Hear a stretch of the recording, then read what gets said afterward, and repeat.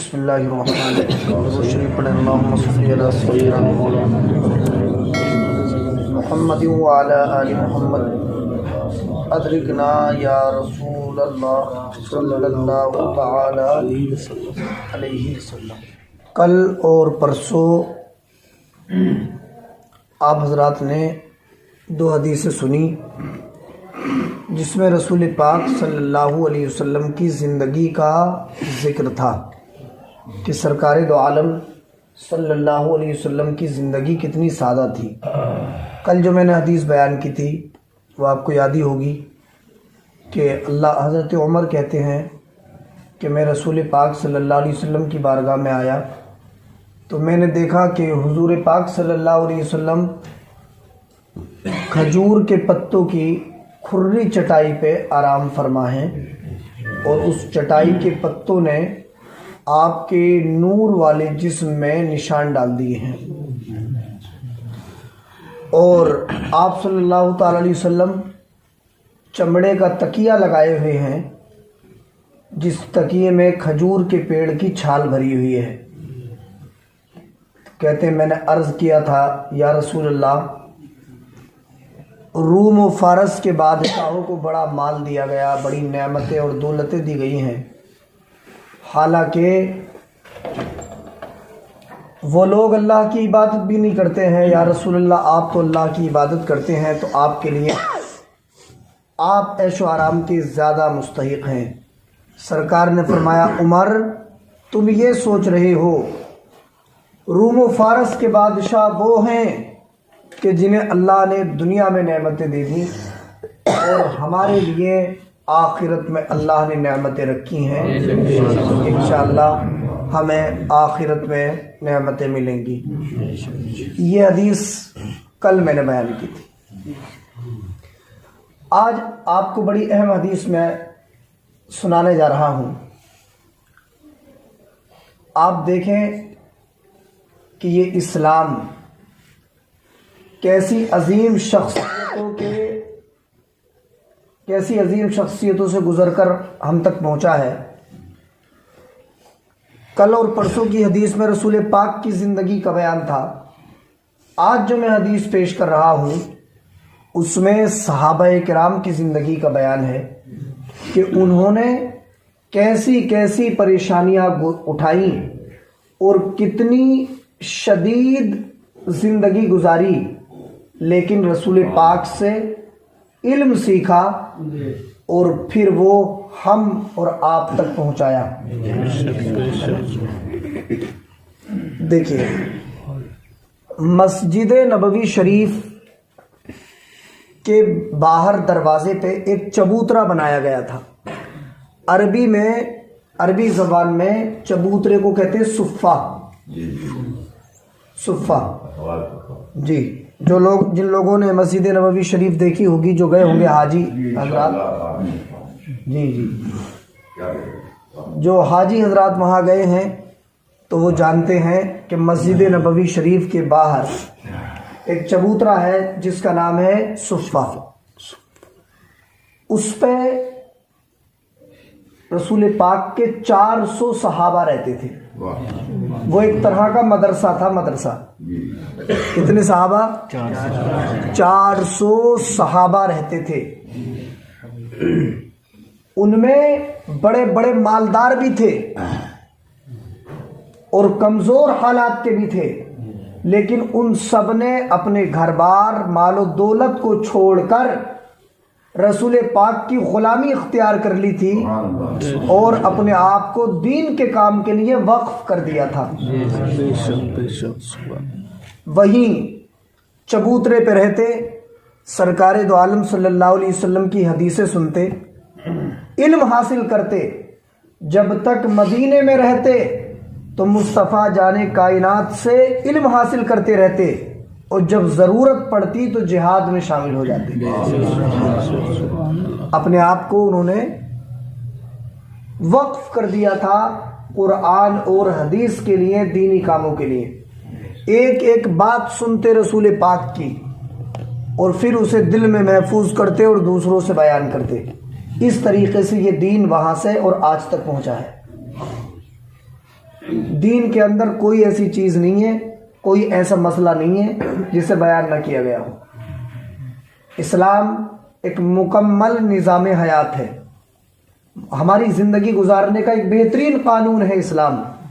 قرآن کے اندر ہر چیز کا بیان ہے، اور صحابہ اکرام نے رسول پاک سے پوچھ پوچھ کے ہر چیز بیان فرما دی ہے، بس شرط یہ ہے کہ ہمیں پتہ ہونا چاہیے، ہے نا۔ لیکن یہ جو 400، تو اصحاب صفہ کتنے تھے؟ 400 صحابہ، ہے نا۔ بعض لوگوں نے کہا 70 تھے، لیکن کل ملا کے مفتی احمد یار خان نعیمی نے لکھا کتنے تھے؟ سب 400 صحابہ اکرام تھے۔ ان کا کام کیا تھا؟ کیا کرتے تھے؟ یہ رسول پاک سے علم حاصل کیا کرتے تھے اور جہاد میں شامل ہوا کرتے تھے۔ مدینے والے جو ہے انہیں صدقات و خیرات دیا کرتے، اسی پہ ان کی گزر بسر ہوتی تھی۔ یہ ایک طرح کا مدرسہ تھا، اور مدینے والے اپنے صدقات و خیرات یہاں بھیجتے تو یہ اسے کھایا کرتے تھے، ہے نا۔ آج بھی جو مدرسوں میں صدقات و خیرات دیے جاتے ہیں، اس کی حدیث، اس کی اصل اور دلیل یہی حدیث ہے جو میں آج پیش کر رہا ہوں۔ تو سرکار دو عالم صلی اللہ تعالی علیہ وسلم نے کیا قائم کیا؟ سب سے پہلے مسجد قائم کی، اور اس کے بعد مسجد کے دروازے پہ ایک مدرسہ قائم کیا جس میں 400 صحابہ اکرام رسول پاک سے تعلیم حاصل کیا کرتے تھے، اور انہی کو کیا کہا جاتا؟ اصحاب صفہ کہا جاتا تھا۔ اچھے، ان کے کھانے پینے کا انتظام کون کرتے؟ یہ جو 400 صحابہ تھے، تو علماء نے لکھا حضرت ابو ہریرہ رضی اللہ تعالیٰ عنہ یہ خود بھی اصحاب صفہ میں تھے، اور ان کا انتظام بھی حضرت ابو ہریرہ ہی کیا کرتے تھے۔ لیکن میں نے بھی بتایا کہ یہ جو 400 لوگ تھے نا، ان میں بڑے بڑے امیر و کبیر بھی تھے جو رسول پاک کی غلامی اختیار کرنے سے پہلے بڑی بڑی جائیداد کے مالک تھے، لیکن جب انہوں نے رسول پاک کی غلامی اختیار کی تو انہوں نے اس جائیداد کو ٹھکرا کے بس اپنی زندگی کو رسول پاک کے قدموں پہ قربان کر دیا تھا۔ اب نہ دولت کی ضرورت ہے، نہ جائیداد کی ضرورت ہے، بس قرآن کا علم سیکھنا ہے اور دوسروں کو سکھانا ہے۔ اس کام کے لیے انہوں نے اپنی زندگی کو وقف کیا تھا۔ اور پھر کیسے زندگی گزاری؟ حضرت ابو ہریرہ کہتے ہیں میں نے 70 ایسے اصحاب صفہ کو دیکھا۔ کتنے؟ 70 ایسے اصحاب صفہ کو دیکھا جن کی غربت کا یہ عالم تھا کہ ان کے پاس پہننے کے لیے کرتا نہیں تھا۔ 70 ایسے اصحاب نبی تھے کہ ان کے پاس کرتا شریف نہیں تھا، مگر کرتا نہ ہو ان کے دل میں سچا عشق رسول تھا، اور دل و دماغ پہ یہ بات چھائی ہوئی تھی کہ دنیا سے مطلب نہیں ہے، نبی کی بارگاہ میں رہ کے نبی سے دین کا علم سیکھنا ہے اور نبی کی امت کو سکھانا ہے۔ کیا تھا پھر ان کے پاس پہننے کے لیے؟ تو حضرت ابو ہریرہ کہتے ہیں میں نے 70 ایسے اصحاب صفہ کو دیکھا جن کے پاس کرتا نہیں تھا، یا تو ایک تہبند تھا یا ایک کمبل تھا، اسی میں پورے جسم کو چھپایا کرتے، گردن پہ تہبند باندھتے، وہ جو ہے گھٹنوں کے نیچے آتا۔ کسی کا تہبند اتنا بڑا تھا کہ وہ گردن سے باندھتے تو گھٹنوں کے نیچے تک آ جاتا، اور کسی کا کمبل اتنا بڑا تھا کہ وہ گردن میں باندھتے تو وہ ٹخنوں تک آ جاتا۔ اسی میں نماز بھی پڑھتے، سارے معاملات اسی میں کرتے۔ آپ اندازہ کریں کہ ان میں ایسے بھی تھے جو مالدار بھی تھے، لیکن جب نبی کی غلامی میں آئے تو ساری مالداری کو چھوڑ کر ایک کپڑے پہ اکتفا کر لیا اور اپنی زندگی کو دین کے لیے قربان کر دیا، ہے نا۔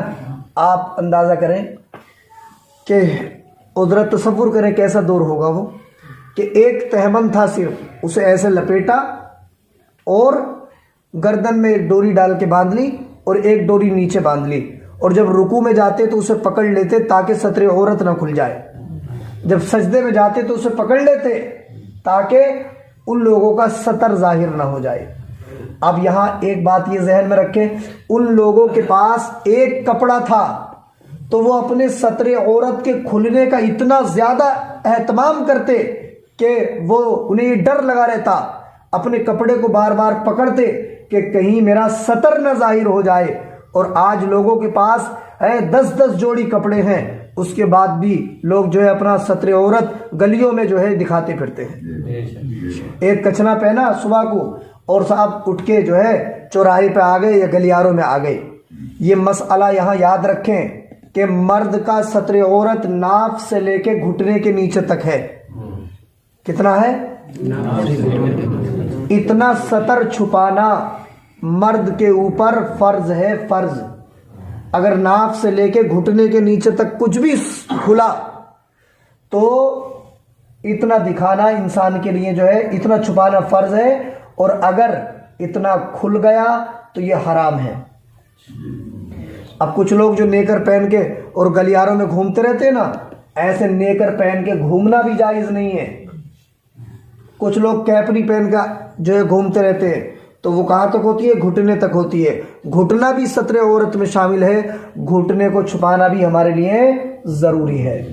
کچھ لوگ گھروں میں، بہت سارے لوگوں کی عادت ہوتی ہے، کیا کرتے ہیں کہ انہوں نے نیکر پہنا اور گھر میں نل پہ نہانا شروع کر دیا، تو یہ بھی جائز نہیں ہے ان کے لیے، ہے نا۔ اتنا گھر کی بہن بیٹیوں سے بھی چھپانا فرض ہے، ناف سے لے کے گھٹنے کے نیچے تک۔ کچھ لوگ یہ کرتے ہیں کہ محلے میں سرکاری نل ہوتا ہے، ہینڈ پمپ ہوتا ہے، وہی نیکر یا کچھنا پہنا اور نہانا شروع کر دیا۔ مسلمانوں، ہمارے اور تمہارے نبی نے ہمیں زندگی گزارنے کا ایک ڈھنگ بتایا ہے۔ سرکار نے بتایا ناف سے لے کے گھٹنے کے نیچے تک ہر مسلمان مرد کے اوپر چھپانا فرض ہے، اور نماز میں بھی اتنا چھپانا فرض ہے۔ باقی تو پورا جسم چھپا ہونا چاہیے، لیکن اتنے سطر کا اگر کھل گیا تو نماز نہیں ہوگی، ہے نا۔ اور ادب تو یہ ہے کہ ہم اچھے کپڑے پہن کے اللہ کی بارگاہ میں آئیں۔ اب ہمیں ان صحابہ کی زندگی سے سیکھ اختیار کرنا چاہیے اور ان کی زندگی کو نمونہ بنانا چاہیے کہ ایک کپڑا تھا، ایک کپڑا، اور اس میں بھی وہ اتنا اہتمام کرتے کہ اپنے اس کپڑے کو ہاتھ سے پکڑ لیتے کہ کہیں ان کا سطر عورت ظاہر نہ ہو جائے۔ ان کے دل میں دین کا کتنا خیال تھا، اور آج ہم کیسے دین کی بے حرمتی کر رہے ہیں۔ جی صاحب نے مسئلہ پوچھا تھا، جی کی وضاحت کرنا، ہاں، کہ اگر عورت وضو سے ہے ہاں، اور وہ وضو کی حالت میں کسی ضروری کام سے اگر باہر نکل گئی تو اس کا وضو ٹوٹ جائے گا یا نہیں ٹوٹے گا؟ باوضو ہے، باوضو ہے، ہاں، اب وہ باہر نکلی کس ضروری کام سے، ٹھیک ٹھیک، تو اس کا وضو ٹوٹے گا یا نہیں ٹوٹے گا؟ جی جی، یہ بھی ظاہر کریں۔ ہاں، دیکھیے وضو جو ٹوٹتا ہے نا، تو شریعت کے اندر وضو کو توڑنے والی چیزیں بیان کی گئی ہیں، جنہیں کہتے ہیں نواقض وضو، وضو کو توڑنے والی چیزیں۔ تو جو چیزیں وضو کو توڑنے والی ہیں انہی میں سے کوئی چیز پائی جائے تب وضو ٹوٹے گا، اور اگر کسی کا وضو ہے اور وہ کسی ضروری کام سے گھر سے باہر چلا گیا تو اس میں وضو کو توڑنے والی کوئی چیز نہیں ہے، اس سے وضو نہیں ٹوٹے گا۔ اب یہ سن لیں وضو کو توڑنے والی چیزیں کیا ہیں؟ لیٹرین پیشاب کا آنا، ریح کا خارج ہونا، اس سے وضو ٹوٹ جاتا ہے۔ خون یا پیپ کا جسم کے کسی بھی حصے سے نکل کے بہہ جانا، اس سے بھی وضو ٹوٹ جاتا ہے، صحیح ہے۔ آدمی کا ٹیک لگا کے سو جانا، یہ چت سو جانا، اس سے بھی وضو ٹوٹ جاتا ہے، سمجھ رہے ہیں۔ اگر بیٹھے بیٹھے سو گیا اور ٹیک لگا ہوئی نہیں ہے تو اس سے وضو نہیں ٹوٹے گا۔ رکوع کی حالت میں نیند آ گئی، اس سے وضو نہیں ٹوٹے گا۔ سجدے کی حالت میں نیند آ گئی، اس سے وضو نہیں ٹوٹے گا۔ کھڑے کھڑے سو گیا، اس سے وضو نہیں ٹوٹے گا۔ اگر ہم کسی ایسی چیز کا سہارا لگا کے سو رہے کہ اس سہارے کو ہٹا لیا جائے تو ہم گر جائیں، تو ایسے سونے سے وضو ٹوٹ جائے گا، یا لیٹ کے سو گئے تو ہمارا وضو ٹوٹ جائے گا۔ ایسے ہی آدمی کو اتنا نشہ ہو گیا کہ اس کی ٹانگیں چلنے میں لڑکھڑانے لگے تو اس سے بھی وضو ٹوٹ جائے گا۔ اگر کسی کو منہ بھر کے الٹی ہو گئی، منہ بھر کے کا مطلب یہ ہے کہ اگر ہم اس الٹی کو یہ خیال کریں کہ یہ ہمارے منہ میں ہو تو بولا نہ جائے، سمجھیے بات، मुंह भर के का मतलब क्या है, इतनी होना चाहिए कि अगर उसे मुंह में रखा जाए तो आदमी बोल ना सके। इतनी अगर उल्टी हो गई तो उससे भी जो है वुजू टूट जाएगा। इन सारी चीज़ों से वुजू टूटता है। इनके अलावा अगर कोई घर से ज़रूरी काम से औरत निकले या आदमी निकले, इससे वुजू नहीं टूटता है। एक मसला यहाँ और सुन लें, कुछ लोगों के दिमाग में ये बात रहती है कि नमाज जनाजा के लिए हमने वुजू बनाया, नमाज जनाजा के लिए वुजू किया, जनाजे में शरीक हो गए, अब हमें कोई ऐसी चीज़ पेश नहीं आई जो वुजू को तोड़ने वाली है बज़ाहिर, तो वो ये सोचते हैं कि नमाज जनाजा पढ़ने के लिए जो वुजू किया था अब उससे नमाज नहीं पढ़ सकते। ये लोगों का ख्याल है, लेकिन मसला ये नहीं है। मसला ये है कि आपने नमाज जनाजा के लिए वुजू किया, अब अगर आपको लेटरीन, पेशाब या जिन चीज़ों से वुजू टूटता है उन चीज़ों में से कोई भी चीज़ नहीं पेश आई तो आपका वुजू बरकरार है और उस वुजू से आप नमाज पढ़ सकते हैं। समझ गए? हाँ, तो जो हजरत ने अभी कहा, अब माशाल्लाह अच्छा मसला पूछा, तो उसमें काफ़ी सारी बातें हो गई है ना। तो वुजू को तोड़ने वाली चीज़ें याद रही कि नहीं? क्या है? पहली पाखाना, पेशाब का आना, ठीक है, री खारिज होना, 2 चीज़ें, 3 चीज़ें, और चौथी चीज़ क्या है? खून या पीप का बदन के किसी भी हिस्से से निकल के बह जाना, है ना, और टेक लगा के ये चित्त सो जाना, 5 हो गई। और क्या है? मुंह भर के उल्टी का हो जाना, इन सारी चीज़ों से। अच्छा, बेहोशी का होना, पागलपन का होना, इन सब चीज़ों से भी क्या होता है? वुजू टूट जाता। 8 चीज़ें हैं जिनसे वुजू टूट जाता है, ये बात ध्यान में रखें। अब ये हदीस आप सुन लें और फिर इंशाअल्लाह बात खत्म करते हैं। हज़रत अबू हुरैरा कहते हैं, मैंने 70 ऐसे अस्हाब सुफ़ा को देखा, मा मिनहुम रजुलुन अलैहि रिदाउन इम्मा इज़ारुन व इम्मा किसाउन, कि उनमें से हर आदमी के पास या तो एक तहबंद था या एक कंबल था, कद रबतु फी आनाक़िहिम, जिसको वो अपनी गर्दनों में बांधा करते थे। फमिनहा मा यबलुगु निस्फ़ साक़ैन, तो उनमें से कुछ लोगों का तहबंद तो आधी पिंडली तक आता था, यानी इतना ही बड़ा कपड़ा था कि गर्दन में बांध लेते तो बस घुटने के नीचे तक, आधी पिंडली तक, आधी तिली तक आता था। और कुछ का तहबंद ऐसा था जो उनके टखनों तक आ जाता था। फयजमउहु बियदिही कराहियत अन तुरा औरातुहु, तो वो उसे समेटे रहते थे कि कहीं उनका सत्रे औरत खुल ना जाए। वो इतने दीन के पासदार थे, इतना ख्याल था, इतने मसाइल पे वो अमल करते थे। आज हमें अल्लाह ने कितनी नेमतें दी हैं, कितने कपड़ों से नवाजा है, उसके बावजूद भी हम जो है बरहना घूमना चाहते हैं। हमें नंगापन ज़्यादा पसंद है। हमारी कामयाबी इसमें नहीं है कि हम दुनियादारों को इख्तियार करें। और 1 मिनट और लूँगा। आप देखते हैं हमारे यहाँ बहुत सारे नौजवान भी बैठे हैं कि आजकल हमारे ये भाई ऐसी पैंटें खरीद के लाते हैं कि जो घुटनों से भी छिली हुई होती है और रानों पे से भी छिली हुई होती है। पैसे देकर आ रहे 1000 रुपये मार्केट में और फटी हुई पैंट लेकर आ रहे, खुद ब खुद गुना मोल ले रहे हैं। आप जरा सोचें, खुद ब खुद गुना मोल ले रहे हैं, है ना।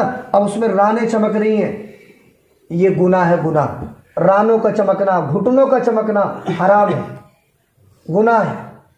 लेकिन हमें ख्याल ही नहीं है, हम पैसे दे दे के गुनाह मोल लेकर आ रहे हैं। कहाँ पहुँच गए हम। हमारी और तुम्हारा तरीक़ा ये नहीं है हम किसी दुनियादार को फॉलो करें। हमारी फॉलोइंग के लिए है, हमें अपना पेशवा बनाने के लिए हमारे सरकार काफ़ी है ना। जो हमारे नबी ने फरमा दिया, अगर उस बात पर हम अमल कर ले तो इंशाअल्लाह हमारी ज़िंदगी बेहतर हो जाएगी। हमें किसी दुनियादार के तरीक़े को अपनाने की ज़रूरत नहीं है, हमें नबी का किरदार अपनाना है। अल्लाह मुझे भी आपको भी अमल की तौफीक अता फरमाए। बिस्मिल्लाहिर्रहमानिर्रहीम। अल्लाहुम्मा सल्लि अला सय्यिदिना मुहम्मद व अला आलि मुहम्मद अदरिकना या रसूलल्लाह सल्लल्लाहु तआला अलैहि वसल्लम। परवरदिगार दो आलम, तेरी दी हुई तौफीक से तेरे महबूब सल्लल्लाहु तआला अलैहि वसल्लम की एक हदीस का दर्स हुआ, इसे अपनी बारगाह में कबूल फरमा ले।